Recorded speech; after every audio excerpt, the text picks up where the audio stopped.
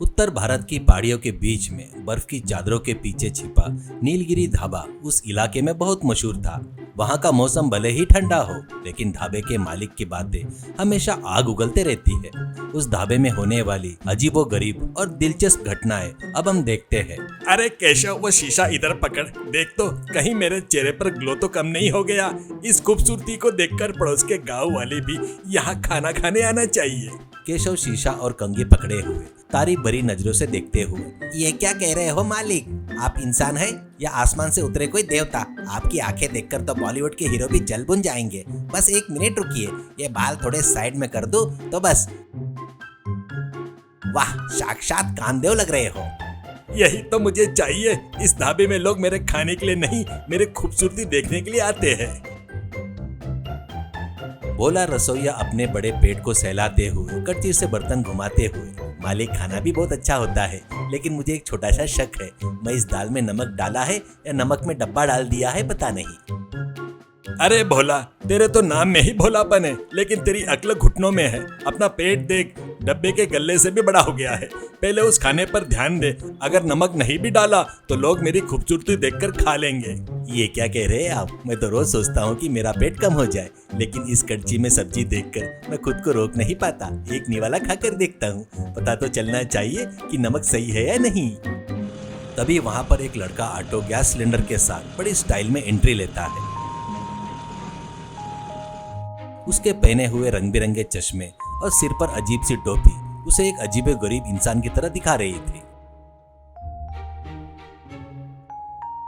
अरे धर्मवीर जी, आपका smart supplier आ गया है। आज 2 एक्स्ट्रा सिलेंडर लाया हूँ। एजेंसी में हिसाब नहीं मिलेगा और हमारी जेबें खाली नहीं होगी। बोलो, क्या कहते हो? अरे विक्की, तेरा चश्मा देखकर तो मेरा दिमाग खराब हो रहा है। दिन में काले चश्मे क्यों पहन रखा है रे? सिलेंडर बाल्टी में डालकर ला रहा है या सिर पर रख कर ला रहा है? उन चोरी के सिलेंडर के पैसे बाद में दूंगा, पहले उन्हें अंदर रख दे। ये स्टाइल है बॉस। ये चश्मा पहनने से मुझे पूरी दुनिया कलरफुल नजर आती है। आपका चेहरा भी थोड़ा कम काला नजर आता है। वही कोने में एक छोटी सी लकड़ी की भट्टी पर मिट्टी के बर्तनों में खाना बना रहा है बिरसा। वह उस ढाबे में क्लीनर था। जंगल का बेटा होने के कारण उसे गैस की बदबू बर्दाश्त नहीं होती। अरे क्या रे बिसरा, पूरी दुनिया रॉकेट की स्पीड से भाग रही है और तू अभी भी उस लकड़ी को फूंक मारते बैठा है। वो धुआं देख, मेरा फेशियल खराब हो रहा है। हमारे भोला के हाथ का बना शाही पनीर न खाकर तू ये जंगली सब्जियां क्यों खाता है? बिसरा हंसते हुए हाथ जोड़कर, मालिक, हवा में पैदा हुई गैस से भी ज्यादा जमीन पर पैदा हुई लकड़ियों पर बना खाना ही अमृत जैसा होता है। हमारी वन देवी ने हमें ये सिखाया है। ये खाना खाने से मन और शरीर दोनों साफ रहते हैं। आपके गैस से खाने से भोला जी की तरह पेट बाहर आ जाएगा, लेकिन ताकत नहीं आएगी। भोला गुस्से से, अरे बिसरा, मेरे पेट के बारे में कुछ मत बोल, ये मेरा गौरव है। एक दिन सुबह सुबह गैस एजेंसी पर इनकम टैक्स का छापा पड़ गया। इनकम टैक्स ऑफिसर ने एजेंसी के मालिक से कहा, जब तक ऑडिटिंग पूरी नहीं हो जाती गैस की सप्लाई रोक दी जाए। यह सुनकर विक्की के खुशी का कोई ठिकाना नहीं रहा। उसने मन ही मन में सोचा, अगर 2 हफ्ते तक गैस बंद रही तो उस ढाबे के मालिक की हालत सोचकर तो मजा आ रहा है, वरना वो हमेशा मुझे बेइज्जत करता रहता है ना। ये बात तुरंत उसे बतानी चाहिए। वो दौड़कर ढाबे के पास आया। बस बहुत बड़ा गजब हो गया। गैस एजेंसी पर इनकम टैक्स की रेड पड़ गई। एजेंसी को सीज कर दिया गया है। अब 1 महीने तक गैस सिलेंडर नहीं आएगा। जो स्टॉक बचा था अभी उसे पुलिस पकड़कर ले गई। धर्मवीर हैरानी से, क्या कह रहा है तू? गैस नहीं है तो ढाबा कैसे चलेगा? मेरी खूबसूरती देखने कस्टमर आएंगे, उन्हें क्या खिलाऊंगा? भोला कड़छी नीचे फेंक कर, मालिक, अब गैस नहीं है तो मैं खाना नहीं बना सकता। वैसे ही मुझे कमजोरी आ रही है।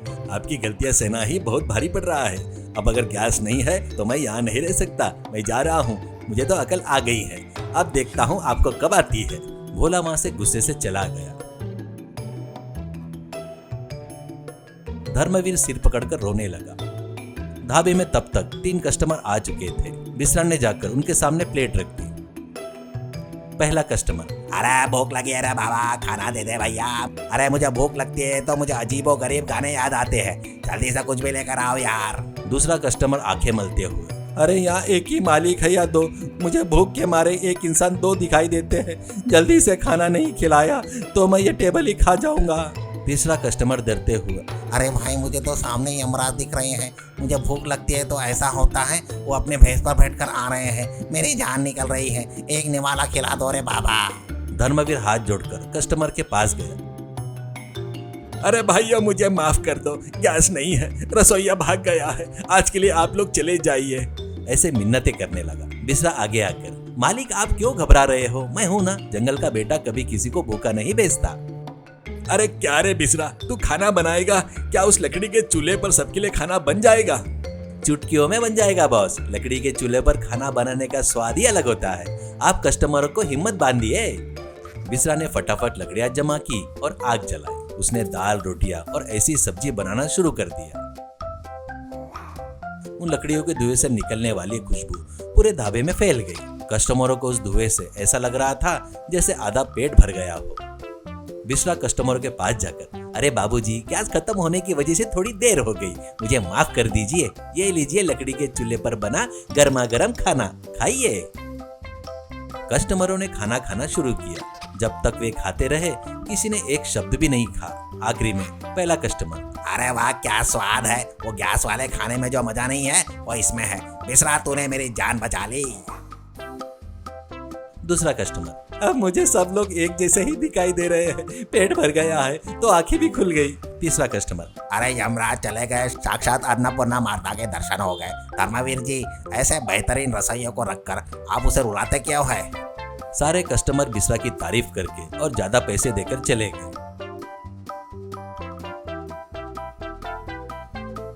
धर्मवीर की आंखों में आंसू आ गए। उसको समझ में आ गया उसका अहंकार कितना गलत था। अरे बिस्रा मुझे माफ कर दे, मैं सोचता था कि गैस हो तभी खाना महान होता है, मैं सिर्फ अपनी खूबसूरती पर इतराते रहता था, लेकिन तेरी अच्छाई और तेरे हुनर को पहचान नहीं पाया। आज से तो इस ढाबे का सिर्फ क्लीनर नहीं बल्कि शेफ है।